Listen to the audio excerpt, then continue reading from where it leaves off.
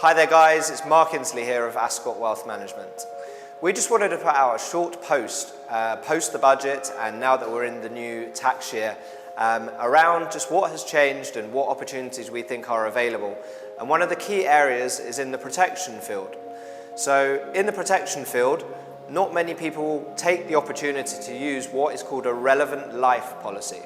So a relevant life policy is available to any staff member or, we think more ideally for our client bank and other opportunities, directors that, perhaps have, run a small business, 1 or 2 staff, and may just themselves have private life insurance policy, perhaps because when they took their mortgage out, like 5 years before they started their business, they've still got a life insurance policy that they pay in their own name. So one of the key features of a relevant life policy is that it's an allowable expense for the company. So let's say a premium was £100. That same policy of £100 premium for, let's say, 400,000 of life insurance, whether that is paid as an individual and someone dies and it pays out to their beneficiaries, or whether that is a relevant life policy for exactly the same premium, exactly the same amount, ends up outside of the company in the estate of the deceased person. But the one big difference with the relevant life policy over the private life assurance policy is the fact, as I said, that the relevant life policy is an allowable expense. So one of the negatives of the budget for many people and for business owners was corporation tax going up to 25% from 19%.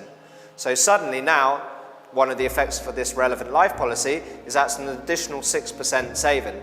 So that same policy is only effectively costing the company or the person that is the shareholder of the company that would otherwise have the policy in their own name, £75 for exactly the same £100 premium, because they're getting that £25 saving in corporation tax relief.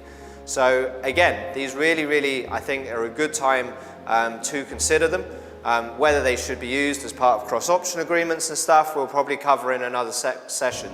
But yeah, this was an update on relevant life, and for those that are thinking of adding protection for themselves and their family, or those that have existing policies, there's nothing wrong with cancelling that policy that you took out 2 years ago and rebrokering it as a relevant life policy in the company. We can get those quotes, perhaps there'll even be like a £5 saving, £6 saving per month, which obviously over a 20, 30-year term is a very significant saving.